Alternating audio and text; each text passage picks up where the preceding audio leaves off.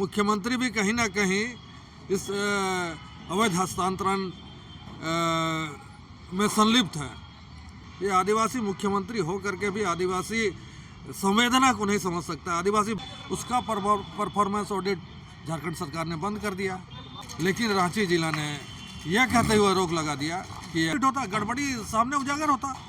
सफ़ेद पोश लोग हैं जो आदिवासी जमीन पे कब्जा किए हुए, यहाँ का जमीन के अवैध कारोबार में संलिप्त है, सबका कलाई खुलता। जब तक सांस है तब तक लड़ेंगे हम।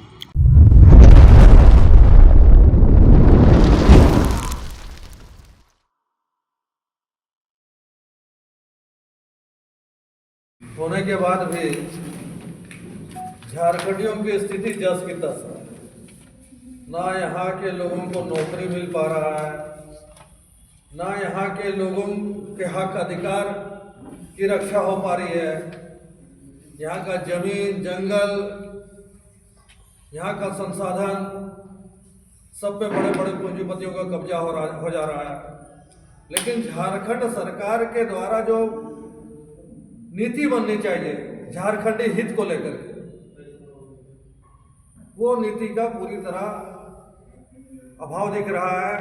25 साल में झारखंड सरकार ने झारखंडी हित को लेकर के कोई भी वैसा ठोस नीति नहीं बनाया जिससे कि झारखंडियों का हित हो।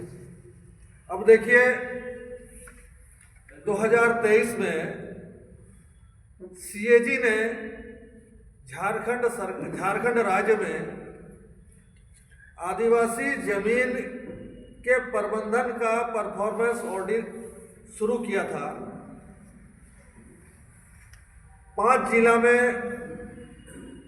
ये काम शुरू किया गया था, जिसमें दुमका, गढ़वा, गुमला, खूंटी और रांची 4 जिला से जो भी आंकड़ा है या जो भी दस्तावेज है उस ऑडिट टीम को उपलब्ध करा दिया गया। लेकिन रांची जिला ने डिनाई कर दिया। उन्होंने कहा कि ये जो राजस्व का मामला है ये अर्ध न्यायिक प्रक्रिया के तहत आता है और इस प्रक्रिया को लेकर के किसी एजेंसी को हम कोई दस्तावेज या आंकड़ा नहीं दे सकते। जब इस बात को लेकर के पत्राचार किया गया पीएजी के द्वारा, यहाँ के प्रधान लेखाकार जो हैं उनके द्वारा, तो झारखंड सरकार के द्वारा कहा गया कि हम विधि विभाग से मशवरा ले रहे हैं, राय ले रहे हैं। कहने का मतलब है कि झारखंड सरकार ने टालने का काम किया। सबसे चिंता की बात यह है कि इस वर्ष मई महीना में जब टीएससी की बैठक हुई तो टीएससी के बैठक में निर्णय लिया गया कि ये जो ऑडिट करने का काम पर रोक लगाया जाए। बताइए इससे बड़ा दुर्भाग्य क्या हो सकता है कि आदिवासी जमीन की वस्तु स्थिति को लेकर के एक सेंट्रल एजेंसी, ऑडिट एजेंसी, अगर यहाँ के गड़बड़ी को उजागर करना चाह रहा है, जानने का प्रयास कर रहा है, उसको अगर झारखंड सरकार रोक लगा रही है तो निश्चित तौर पे कहा जाएगा कि ये सरकार झारखंडी हित की सरकार नहीं है। यह सरकार आदिवासियों के जमीन बचाने वाले सरकार नहीं है।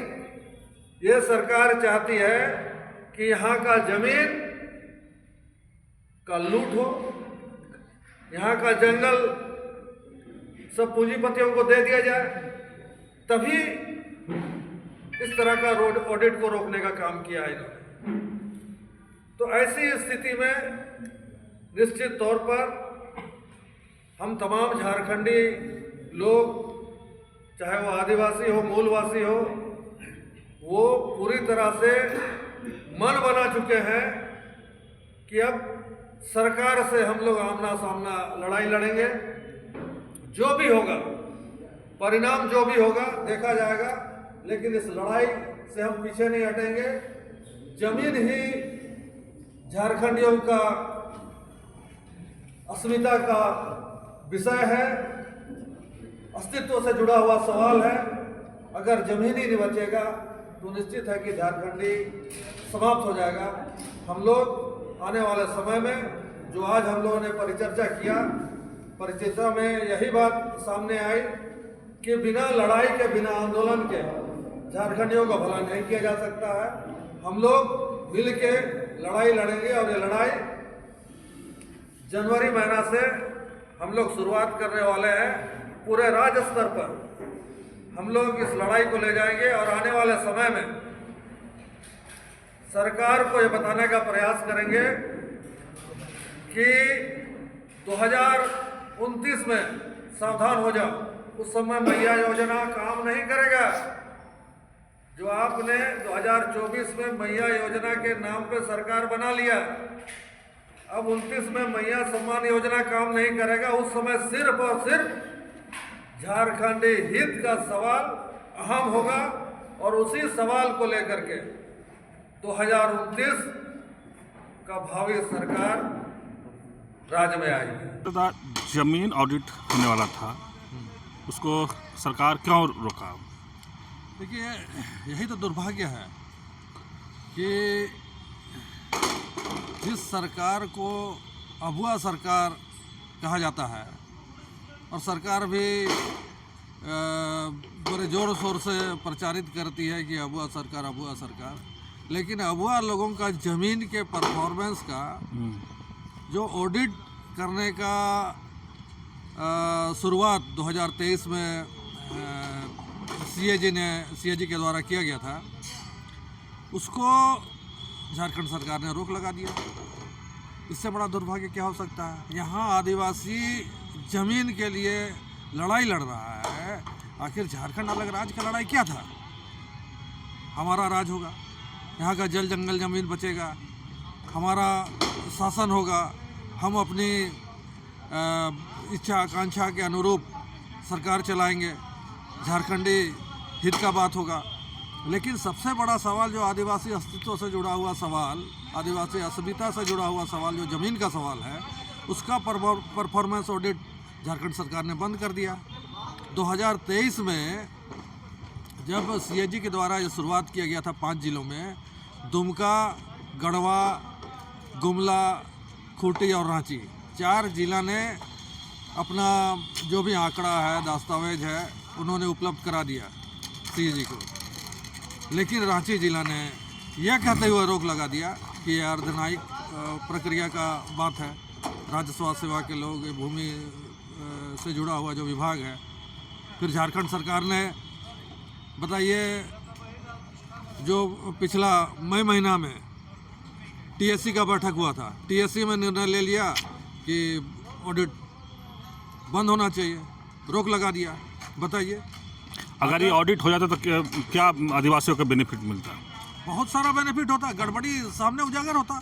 सरकार का जो नीति है, सीएनटी एक्ट, एसपीटी एक्ट को लेकर के जो फेलियर है सरकार का, वो उजागर होता। और सरकार से जुड़े हुए जो बड़े बड़े सफ़ेद पोश लोग हैं, जो आदिवासी ज़मीन पे कब्जा किए हुए, यहाँ का ज़मीन के अवैध कारोबार में संलिप्त है, सबका कलाई खुलता।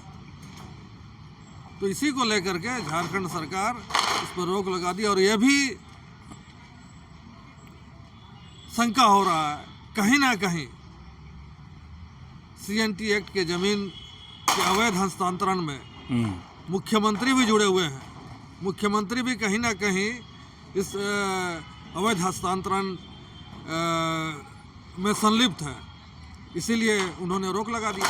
और सबसे बड़ा गंभीर बात तो यह है कि टीएससी जैसे मिनी असेंबली से, आदिवासियों के असेंबली से, अपने आदिवासी के हित से जुड़ा हुआ सवाल पर रोक लगा दिया। इससे बड़ा दुर्भाग्य क्या हो सकता है? ये आदिवासी मुख्यमंत्री हो करके भी आदिवासी संवेदना को नहीं समझ सकता, आदिवासी भावना को नहीं समझ सकता, तो ये आदिवासी मुख्यमंत्री कहलाने का हकदार नहीं है। ये तो बड़ा आरोप लगा रहे हैं कि ये जो एसटी जमीन हस्तांतरण हुआ उसमें मुख्यमंत्री का हाथ होगा। हो सकता है, हम शंका जाहिर कर रहे हैं। रोक लगाने के पीछे क्या हो सकता है?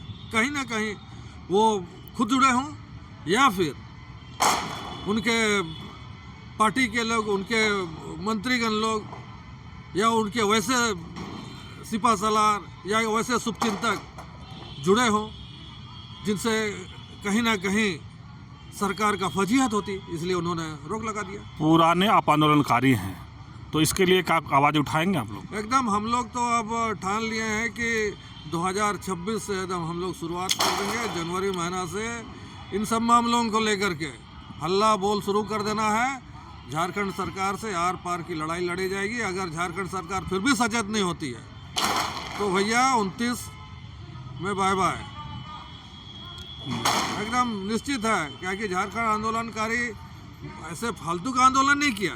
आज जब हम बोल रहे हैं, मैंने अपना लाइफ गंवाया है, इसलिए नहीं कि इस तरह का अवैध कारोबार सरकार के संरक्षण में हो, यहाँ का ज़मीन का लूट हो, चाहे वो